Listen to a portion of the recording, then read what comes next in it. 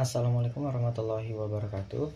Perkenalkan, nama saya Krisna Brori dari Manajemen Informatika 3A. Di sini saya akan menjelaskan tentang routing layer static.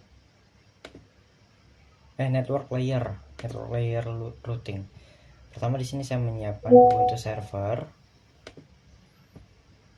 Di sini saya menyiapkan Ubuntu server sebagai yang akan digunakan untuk melakukan routing.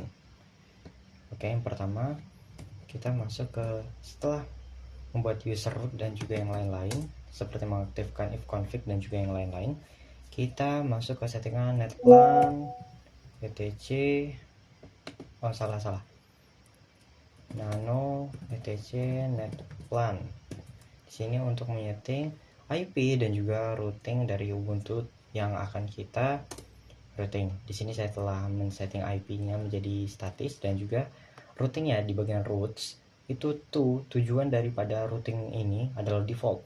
Kenapa default? Karena default adalah mengambil dari IP bawaan atau IP yang sudah di static ini tadi. Kemudian via atau tujuannya ini ada berupa atau merupakan sebuah gateway untuk menyambungkan IP ini ke jaringan internet. Di sini saya mengambil gateway-nya via-nya 192.168.47.1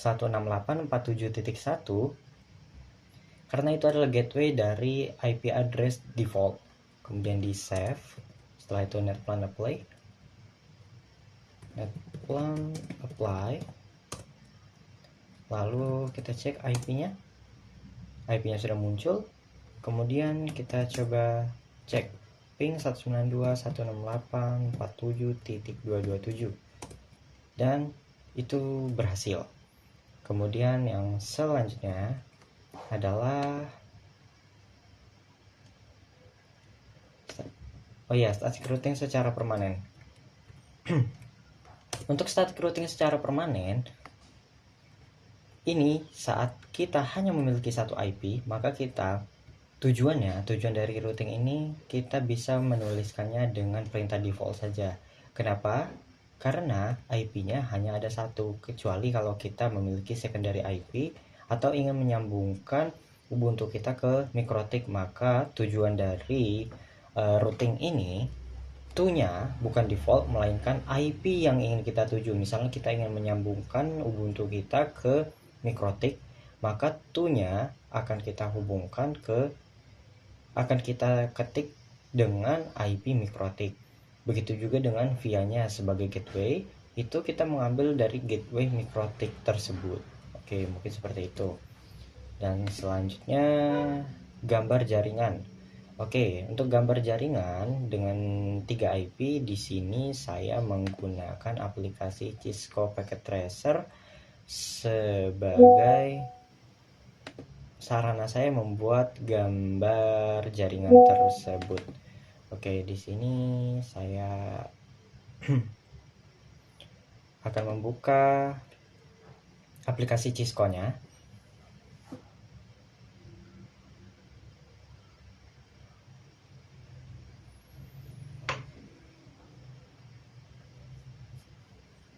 Baik, karena kemarin saya sudah membuat membuat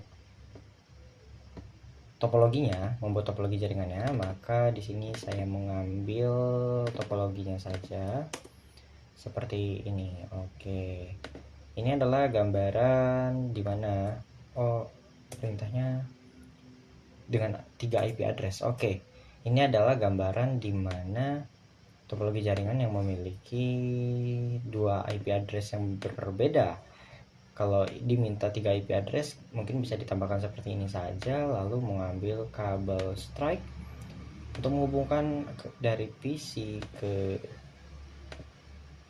switchnya. Oke, mungkin nanti bisa di setting saja IP-nya. Di sini saya sengaja melakukan perenaman kepada PC-nya supaya enak dilihat. Untuk setting IP-nya sendiri per klien itu sangat mudah. Pertama kita klik saja, double klik, lalu ke desktop, kemudian IP configuration, pilih yang static ya. Pilih yang static, kemudian kita ketikkan IP-nya 192.168.10.10. Oke, ini sudah. Kemudian di sininya juga desktop 192, 168, 2020. Lalu di sini di PC ketiga juga sama 192, 168, 30, 30. 30. Oke, jika ingin mencoba mungkin nanti bisa mencoba di CMD dari virtual PC-nya ini atau PC yang ada di dalam Cisco.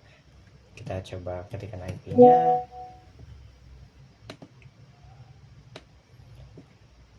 30, maka invalid. Kenapa invalid? Karena dia, oh ya, saya lupa menambahkan perintah ping. Nah, itu sudah TTL. Kemudian kita coba 20, tetapi ini tidak akan bisa. Kenapa tidak bisa?